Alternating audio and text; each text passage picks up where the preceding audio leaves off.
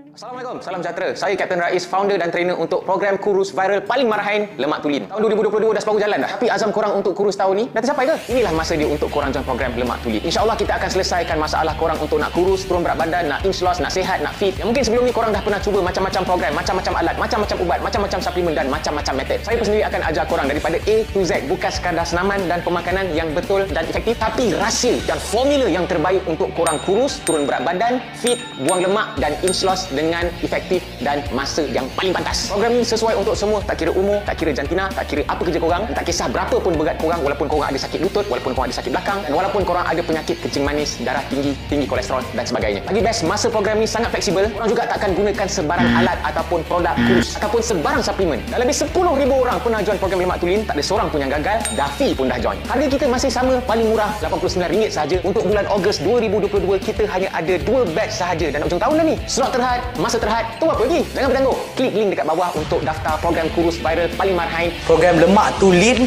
Jangan menyesal.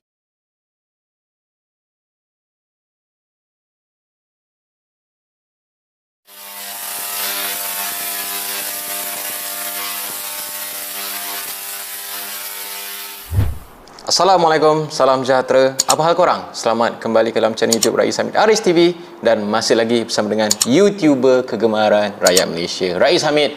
Apa hal korang? Check it out now. Ya, berdu, let's go. Come on yo. Allahumma salli ala Muhammad wa ala ali Muhammad. Sekiranya korang masih belum subscribe channel YouTube ni, korang kena tekan butang subscribe itu sekarang. Tengoklah apa yang korang minta, aku buat apa. Dan insya-Allah video-video dalam ni boleh dijadikan sumber maklumat, dan insya-Allah boleh dijadikan asbab kebaikan untuk kita semua dunia dan akhirat. Jangan lupa tekan butang subscribe now.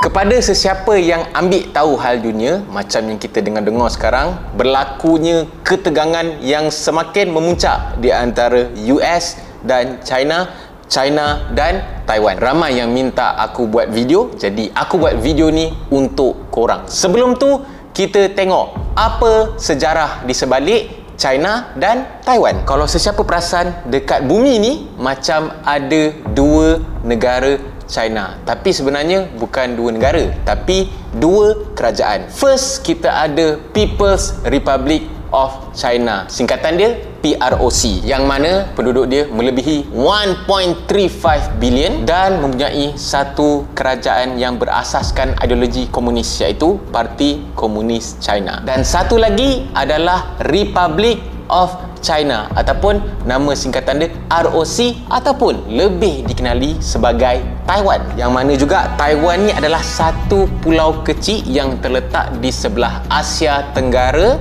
mainland, dan dorang ada kerajaan dorang sendiri sejak tahun 1949, yang mana mula-mula dorang punya kerajaan ni berasaskan diktator, dan lama-lama dorang ada satu kerajaan yang demokrasi. Tapi sekarang ni, mana satu China yang sebenar? Kita patah balik pada tahun 1912, masa kejatuhan dinasti Qing ke Qing dah, dan berakhirnya pemerintahan yang berkonsepkan imperial selama 2000 tahun. Masa itulah tertubuhnya kerajaan ROC ataupun Republic of China. And then 15 tahun berikutnya terjadilah pemberontakan bersenjata besar-besaran yang menentang kerajaan demokrasi ROC ni, dan tertubuhlah Parti Komunis China. Lepas tu pada 1927 terjadinya satu pembunuhan geng komunis ni beramai-ramai. Pada masa itulah geng komunis ni bangkit balik untuk menentang pemerintahan kerajaan ROC dan menyebabkan tercetusnya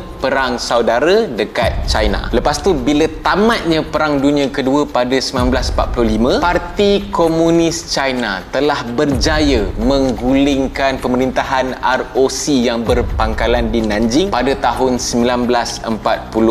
Lepas tu ROC kerajaan demokrasi ni telah pun melarikan diri, berpindah dekat pulau Taiwan tu lah, dan menjadikan Taipei sebagai ibu negara dorang. Dan lama kelamaan pengaruh Parti Komunis China ni semakin merebak ke seluruh mainland tu, dan menyebabkan dorang menubuhkan kerajaan PROC berkonsepkan komunis dan menjadikan Beijing sebagai ibu negara dorang. Lebih teruk lagi, pada 1971 ROC ni kehilangan kerusi UN kepada PROC yang menjadikan PROC ni sah dan layak diisytihar sebagai negara China. Walau bagaimanapun, masih terdapat lagi banyak negara-negara yang masih ada hubungan diplomatik secara tidak rasmi dengan ROC ataupun Taiwan lah. Sebagai contoh, ni yang bila US nak kacau daun ni. Kongres daripada US telah menubuhkan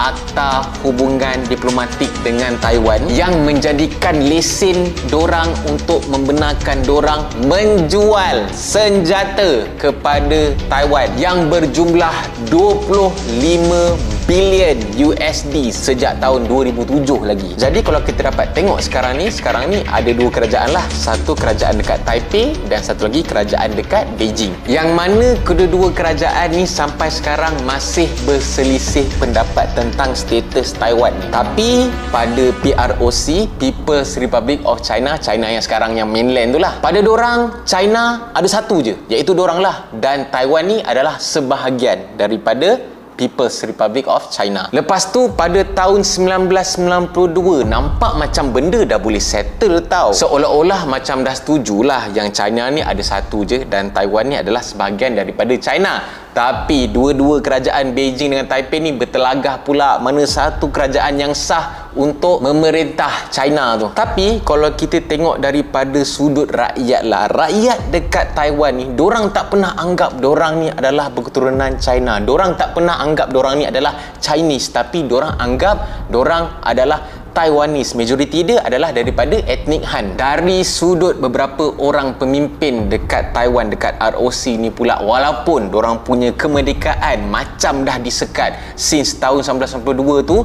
tapi dorang ni macam seakan-akan menuntut dorang punya kemerdekaan dan kedaulatan untuk Taiwan tu. Tapi China tak buat bodoh leh. Dorang bertegas dorang takkan ubah apa-apa, dan dorang konon-kononnya telah melancarkan satu kempen penyatuan secara aman. Wah, happy macam aman kan. Tapi dalam masa yang sama, dorang ugut pula kalau sekiranya Taiwan berdegil nak merdeka juga dalam kempen penyatuan aman dia tu, part yang aman tu boleh jadi tak aman lah. Baik punya ugut. Dan kalau mengikut beberapa pendapat lah, adakah China akan menyerang Taiwan? Ada orang cakap macam mustahil diorang nak perang, sebab jarak di antara pulau Taiwan dan China ni adalah 160 km. Jadi sekiranya diorang melancarkan perang, diorang pergi serang Taiwan tu, on the way tu kemungkinan beberapa orang askar China ni mati katak macam tu je. Sebab apa? Lebih 180,000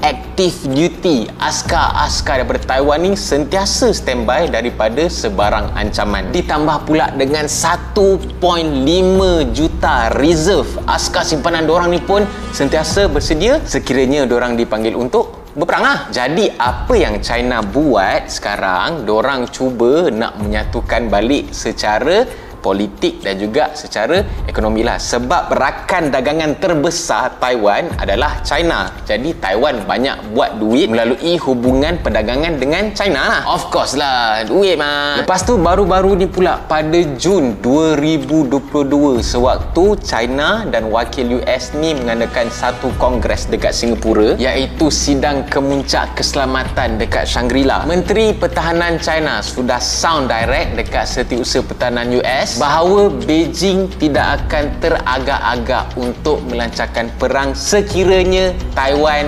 dimerdekakan. Sebab Beijing ni sentiasa anggap Taiwan tu sebahagian daripada China, walaupun Taiwan macam tak berapa nak setuju, dan dorang cakap dorang tak akan teragak-agak untuk merampas balik Taiwan secara kekerasan, termasuklah secara paksa. Apa lagi? Perang lah. Dan Menteri Pertahanan China ni turut bagi warning baik punya dekat Setiausaha Pertahanan US ni, kalau sesiapa berani nak memisahkan China dengan Taiwan ni, dorang tak akan teragak-agak untuk memulakan perang tanpa fikir berapa kos, berapa duit yang keluar. Yang si US ni pula, biasalah US kan suka campur, suka jaga tepi kain orang. Konon-kononnya lah dia marah dekat China ni selalu menceroboh Taiwan. Sebab apa nampak US ni macam nak bias, macam nak backup Taiwan ni? Kan aku cerita tadi, sebab US ni menjual banyak senjata, banyak dapat duit daripada penjualan senjata kepada Taiwan. Dan itulah sebenarnya yang menjadi punca ketegangan di antara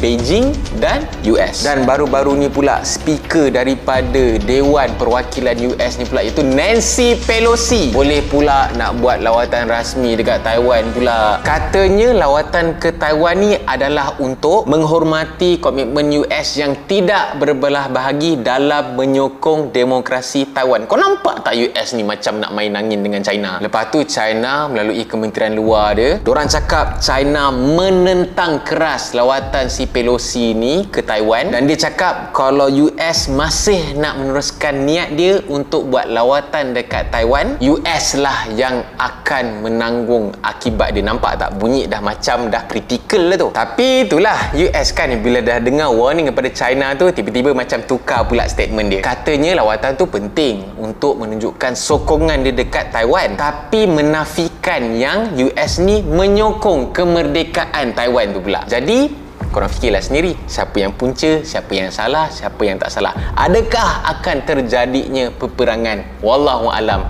Kita sebagai Malaysia, negara yang berkecuali, kita doalah supaya negara kita sentiasa aman, damai, makmur dan harmoni, supaya kita tak terlibatlah dengan dorang punya konflik apa kejadah semua ni. Sekiranya korang suka dengan video aku ni, korang bolehlah tekan butang share, dan sekiranya ada sebarang komen, korang bolehlah komen. Diharapkan supaya korang faham dengan apa sebenarnya yang terjadi di antara konflik China, Taiwan dan juga US ni. Dan korang boleh tekan butang like, butang subscribe dan juga butang loceng untuk notification video-video daripada channel YouTube Rais Hamid selepas ini. Kita jaga diri kita, jaga keluarga kita, mantapkan iman kita, tinggalkan perkara yang dilarang, dan semoga kita semua diberikan taufik dan hidayah. Jangan risau, kita ada Allah. Kekuatan kita datangnya daripada Allah. Tapi tinggalkanlah apa yang Allah dah larang tu.